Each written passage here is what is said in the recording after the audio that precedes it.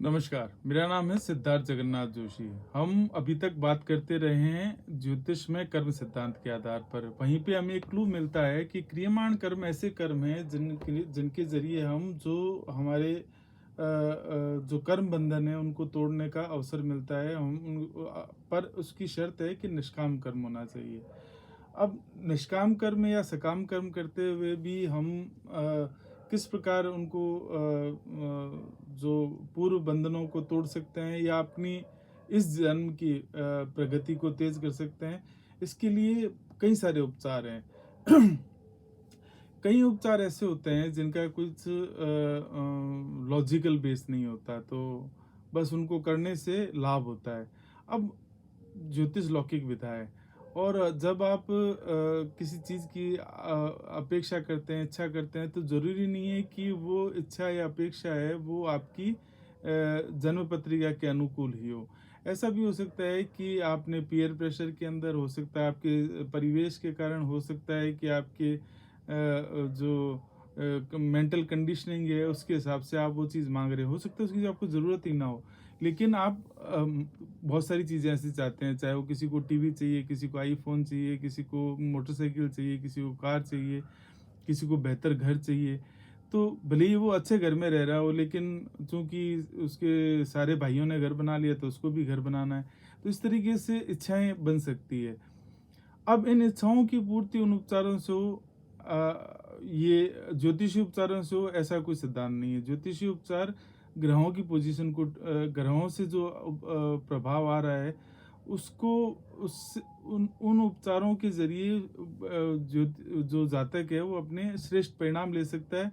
लेकिन कौन-सा परिणाम लेगा ये तय नहीं किया जा सकता। तो जो बिना लॉजिक के, बिना किसी सिस्टम के जो उपचार होते हैं कि भई इस उपचार को करने से ये लाभ मिल जाता है कि जैसे कि एक बहुत बड़ी मान्यता है कि वैष्णो देवी के में जब आप पैदल यात्रा में जाते हैं और वहाँ पर आप ऊपर जाकर के वो उन पत्थरों से घर बना देते हैं, तो आपका घर जल्दी बन जाता है। तो इस तरीके से और भी अलग-अलग जो शक्ति स्थल हैं, जागृत स्थल हैं, वहाँ के लिए ऐसे उपचार बताए गए हैं कि कहीं मोर पंख चढ़ाने से ये हो जाएगा, कहीं नारियल चढ़ाने से ये हो जाएगा। तो ये ज़्यादातर ये तो शक्ति स्थलों की बात है, ऐसे ही कुछ टोटके भी होते हैं कि भई नारियल में शहद मिला कर के रखने से ये लाभ हो जाएगा, या कौवों को दही खिलाने से, दही चावल खिलाने से ये हो जाएगा। ये सब टोटके हैं। तीसरा स्तर आता है जागृत स्थल और टोटकों के बाद में तीसरा स्तर आता है ज्योतिषीय उपचारों का। ज्योतिषीय उपचार आपकी कुंडली के अनुरूप होते हैं और चौथा स्तर होता है जो बड़ा ही भीषण होता है। मैं निजी तौर पे उससे दूर रहता हूँ। ये होता है वाम का तरीका। मतलब वाम का तरीके से मतलब है कि ज़्यादातर विधाएँ जो हैं वो शास्त्रीय प्रयोग की होती हैं। कुछ जो विधाएँ हैं वो शास्त्र के उलट भी होती है, लेकिन बड़ी प्रभावी होती है। इन्हें कहते हैं तांत्रिक प्रयोग। अब तांत्रिक प्रयोग तो यहाँ तक उनका दावा होता है कि आप जो इच्छा लेकर के आए हैं, उस इच्छा की पूर्ति करने के लिए वो ऐसे प्रयोग कर सकते हैं कि सटीक तौर पर जो चीज़ आप हासिल करना चाहें वही कर लें। मेरा तंत्र से ज़्यादा साबका नहीं है, तो मैं इस बारे में आपको कोई ज़्यादा जानकारी नहीं दे सकता। ये कोई जो जो जो इसके साधक हों, जो इनके सिद्ध हों, वो ही आपको इसके बारे में ज़्यादा सटीक जानकारी दे सकते हैं। हम अभी फ़ोकस करेंगे ज्योतिषीय उपचारों पर। ज्योतिषीय उपचार किस तरीके से काम करते हैं, इसका एक क्लू हमें के एस कृष्णामूर्ति, जिन्होंने कृष्णामूर्ति पद्धति दी, उन्होंने एक एक क्लू दिया है अब उन्होंने 6 किताबों की पूरी सीरीज़ लिखी है। उसमें सेकंड उनकी जो बुक है उसका नाम है फंडामेंटल प्रिंसिपल ऑफ एस्ट्रोलॉजी। उस पुस्तक के अंदर वो एक एक जगह पर बताते हैं कि कर्म के 3 तरीके के होते हैं, दृढ़ कर्म, अदृढ़ कर्म और दृढ़ अदृढ़ कर्म। दृढ़ कर्म वो हैं जो कि आपने पूरी ताकत से किए हैं, जिसमें आपका खुद की कामनाएँ जुड़ी हैं, खुद का आपका प्रयास जुड़ा है, उसकी इंटेंसिटी बहुत हाई है। जैसे कि किसी की हत्या कर देना या किसी का नुकसान कर देना या किसी का किसी भी तरीके से डैमेज कर देना। तो वो जो कर्म है वो आपके साथ में पिछले जन्म से अगले जन्म तक जुड़ कर के चलते हैं और आपको उसको इस जन्म में पूरा भोगना ही पड़ता है। उसके मतलब अगर आप संचित का भी वो पार्ट है, तो संचित में से दृढ़ कर्म सबसे पहले आपको अलॉट होंगे प्रारब्ध के अंदर। दूसरे होते हैं अदृढ़ कर्म के, जैसे कि आपने कभी किसी को 10 रुपए दे दिए, कभी किसी की कुछ मिठाई खिला दी, कभी किसी को कुछ अ, अनचाहे आपने साइकिल से या अपनी बाइक से टक्कर मार दी। तो जहाँ पर आपका इंटेंशन शामिल नहीं है, लेकिन गलती से या बेध्यानी में आपने कुछ ऐसे कर्म किए हैं जो अच्छे या बुरे कुछ भी हो सकते हैं, उन कर्मों का आपको इस जन्म में रिजल्ट मिले या ना मिले ये तय नहीं होता है। हाँ, आपके संचित कर्म में आवश्यक रूप से शामिल हैं, वो प्रारब्ध में भी हो सकता है कि आपके साथ हैं, लेकिन उनका रिजल्ट मिले या कितनी इंटेंसिटी से मिले ये तय नहीं होता है। तीसरे तरीके के होते हैं दृढ़ अदृढ़ दृढ़ कर्म, मतलब जिसमें कईयों में आपका इंटेंसिटी शामिल हो सकती है, या हो सकता है कि आपकी इंटेंसिटी किसी और काम में हो और उसी इंटेंसिटी से कुछ और काम हो गया हो, पॉजिटिव या नेगेटिव कुछ भी।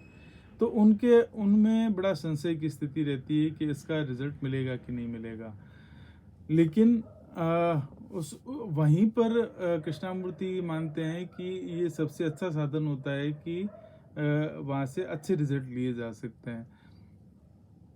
वो आगे से बढ़कर के यहाँ तक भी कह देते हैं कि लग्न और नवम, इन दो भावों से जुड़े हुए ग्रह और इनकी अधिपतियों से जुड़े हुए ग्रहों का ही केवल उपचार किया जा सकता है और किसी ग्रह का उपचार नहीं किया जा सकता।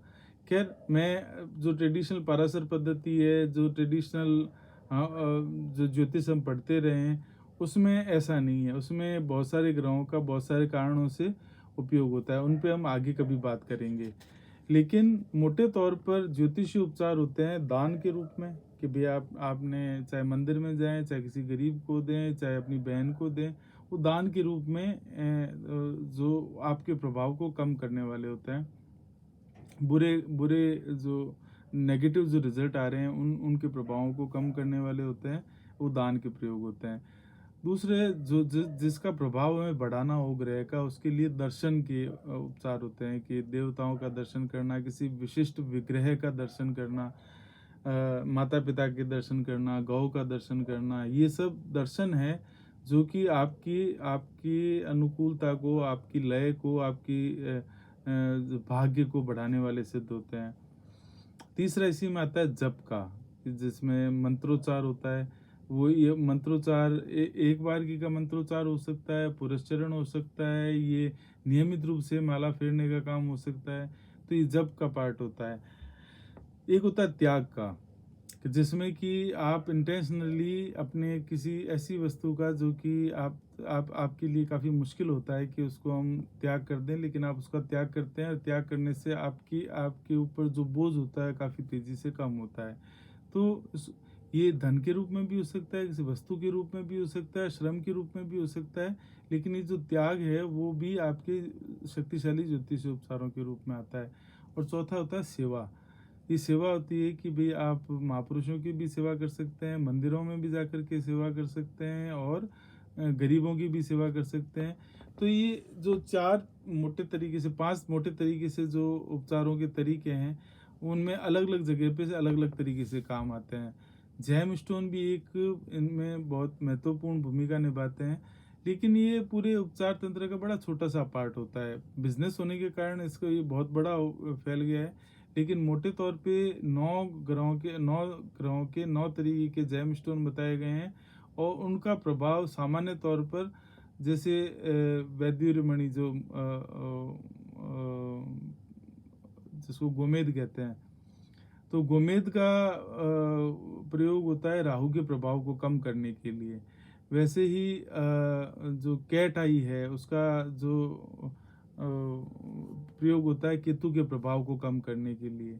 बाकी के जो 7 ग्रह हैं उनके जो जेम स्टोन पहने जाते हैं वो सामान्य तौर पर प्रभावों को बढ़ाने के लिए उपयोग में किया जाता है। अब उपचारों का रिजल्ट कब मिलेगा? जैसे कि मैंने आज उपचार करना शुरू कर दिया, तो कितने दिन में मैं अपेक्षा कर सकता हूँ? इसके लिए 2 तरीके के उपचार होते हैं। एक उपचार होते हैं जो कि आपकी तात्कालिक दशा से जुड़े हुए होते हैं। जैसे कि आपकी अभी राहु की महादशा चल रही हो, केतु की महादशा चल रही है, शनि की महादशा चल रही है, चंद्रमा की महादशा चल रही है और वो ग्रह आपके अनुकूल नहीं है, तो उससे संबंधित उपचार कराने पर तुरंत परिणाम दिखाई देते हैं। दूसरे उपचार होते हैं आपकी मूल कुंडली के उपचार। ये उपचार कुछ इस तरीके से होते हैं कि आप हम ऐसा मानते हैं ज्योतिषी के रूप में कि हर जातक की एक लय होती है, एक एक उसके जीवन का एक ऑप्टिमम पॉइंट होता है। वहाँ तक ऐसा नहीं है कि किसी भी चिड़िया को उपचार करके कबूतर बनाया जा सकता है या कबूतर को उपचार करके सांप बनाया जा सकता है, सांप को उपचार करके मछली बनाया जा सकता हो। हर एक जातक की अपनी एक लय है। उस लय को वो श्रेष्ठतम कैसे हासिल कर सकता है अपने उस नीश के अंदर, उसके लिए उपचार बताए जाते हैं। तो वो जो कुंडली के उपचार हैं, उनमें कई चीज़ें शामिल होती है। पहले तो ये देखा जाता है कि उस कुंडली के कारक ग्रह कौन-कौन से हैं। कारक ग्रहों के अगर हम सटीक उपचार करवा दें, तो उस कुंडली ज़्यादातर सेटल हो जाती है, क्योंकि हर कुंडली में काम करने वाले जो ग्रह होते हैं, वो कुछ निश्चित होते हैं। जैसे कि इसको मेटाफर में रूपक के रूप में ऐसा माना जा सकता है कि एक साधु का घर है, तो उसमें गुरु, चंद्रमा, बुध जैसे ज़्यादा काम करेंगे। वैसे ही व्यवसायी का घर है, तो उसमें बुध है और बुध ज़्यादा काम करेगा। एक क्षत्रिय है तो उसमें सूर्य ज़्यादा काम करेगा। एक लड़ाका है तो उसके मंगल ज़्यादा काम करेगा। तो हर एक कुंडली के कार्यग्रह निर्धारित हैं कि ये लग्न का जातक है, इस राशि का जातक है, तो इसकी कुंडली के अंदर ये कारक ग्रह हैं, उनसे संबंधित अगर उपचार करवा दिए जाए तो वो जातक अपनी लय को प्राप्त कर लेगा। इसके बहुत सारे जो संकेत अलग अलग जगह मिलते हैं। ऐसे ही एक संकेत है कि अवकाढ़ा चक्र पहले लिखा जाता था। आजकल जो आधुनिक कुंडलियाँ बनती है उसमें अवकाढ़ा चक्र इतना प्रमुखता से नहीं होता है, लेकिन अवकाढ़ा चक्र जातक के ईष्ट का की संकेत देता है, उसके ग्रहों के बलाबल का संकेत देता है। वहाँ से उपचार का बड़ा आसान तरीके से निकलता है।